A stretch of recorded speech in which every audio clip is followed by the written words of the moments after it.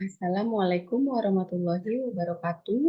Perkenalkan, nama saya Anggraini Husnu Hatimah dari Prodi Manajemen dengan NIM 2982, maaf 2892250008. Di sini saya akan menjelaskan tentang investasi dari mata kuliah Ekonomi Manajerial untuk performance test ujian akhir semester dengan dosen pengampu Bapak Sumardi SEMM.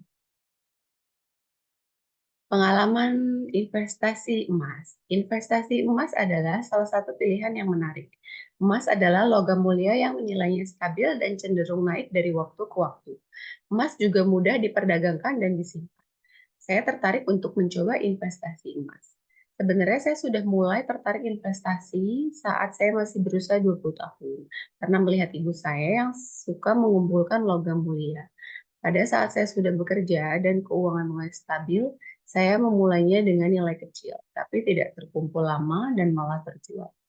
Kemudian saya mulai lagi membeli logam mulia pada tahun 2019 sebesar 10 gram. Saya membeli sekitar seharga 7.400.000 pada saat itu. Jika saya ingin menjual di tahun ini, tahun 2024, saya akan mendapatkan keuntungan sebesar 3,3 juta karena tahun 2024 logam mulia dengan 10 gram sudah mencapai 10.700.000 dan saya kembali membeli 5 gram pada tahun 2021 seharga 5.040.000. Jika saya ingin menjual di tahun ini, saya akan mendapatkan keuntungan sebesar 2,1 juta karena tahun 2024 logam mulia 5 gram sudah mencapai 5,4 juta.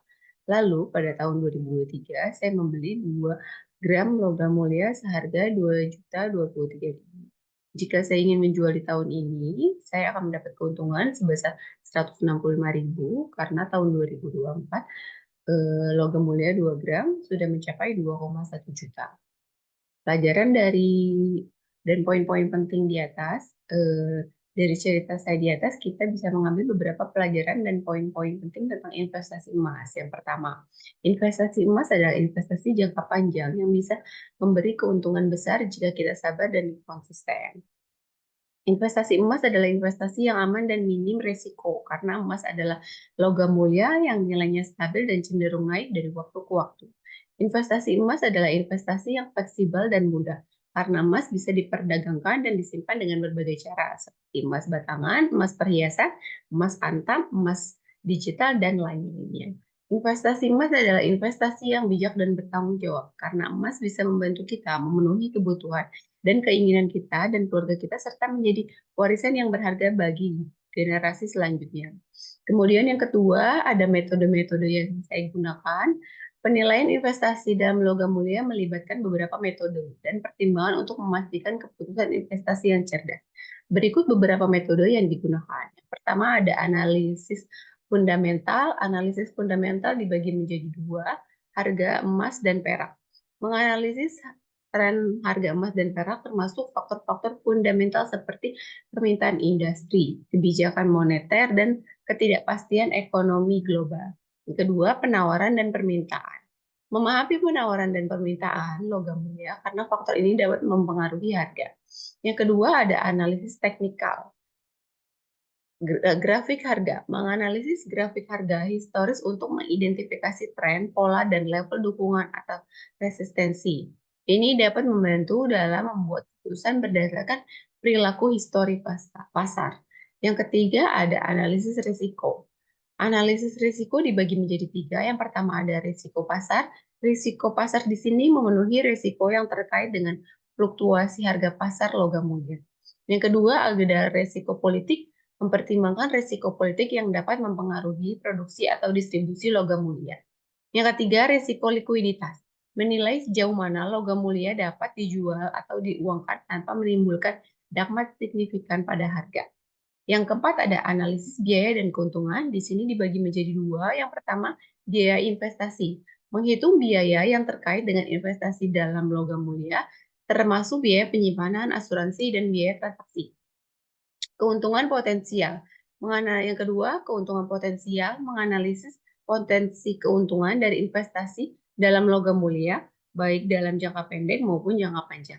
Yang kelima ada analisis kelayakan ekonomi. Di sini dibagi menjadi dua. Yang pertama, return on investment atau ROI, menghitung tingkat pengembalian investasi dari investasi dalam logam mulia. Yang kedua ada periode pengembalian modal atau payback period, menilai berapa lama waktu yang dibutuhkan untuk mendapatkan kembali modal yang diinvestasikan. Penting untuk mencatat bahwa keputusan investasi selalu melibatkan risiko dan faktor-faktor ekonomi dan pasar dapat berubah. Oleh karena itu, investor harus terus memantau kondisi pasar dan menyusun strategi investasi mereka berdasarkan informasi terkini. Yang ketiga, hambatan yang dihadapi. Investasi dalam logam mulia dapat menghadapi beberapa hambatan dan tantangan. Beberapa di antaranya melibatkan faktor-faktor ekonomi, pasar, dan operasional. Berikut adalah beberapa hambatan umum yang dihadapi oleh investor dalam investasi logam mulia. Yang pertama ada fluktuasi harga. Volatilitas harga pasar harga logam mulia seperti emas dan perak dapat sangat fluktuatif dan dipengaruhi oleh faktor-faktor seperti ketidakpastian ekonomi, inflasi, dan perubahan sentimen pasar.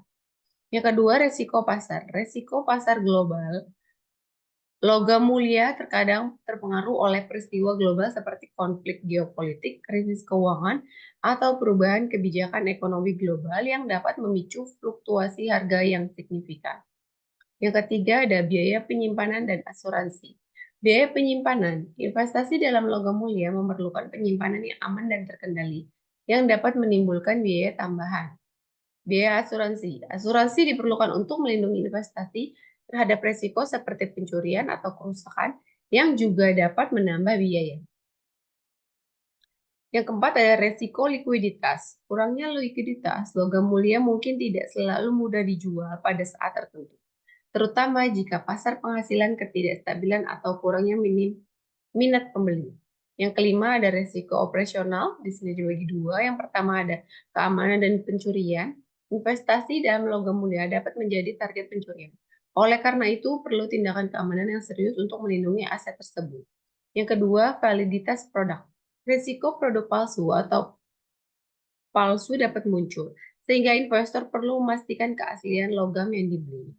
Yang keenam ada ketidakpastian fiskal dan moneter.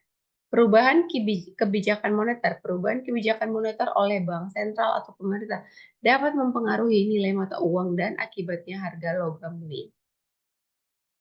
Yang ketujuh ada tingkat inflasi dan suku bunga.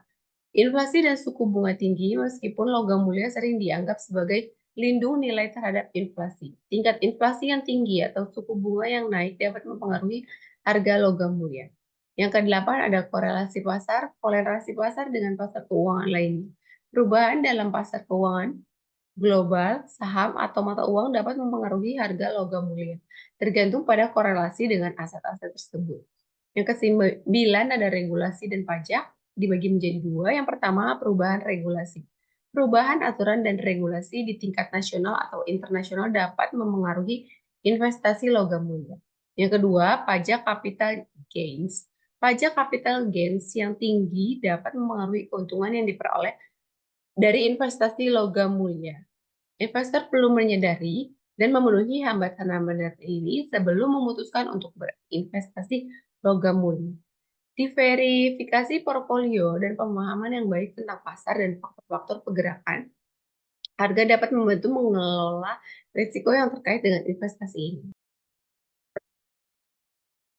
Yang keempat, hasil investasi.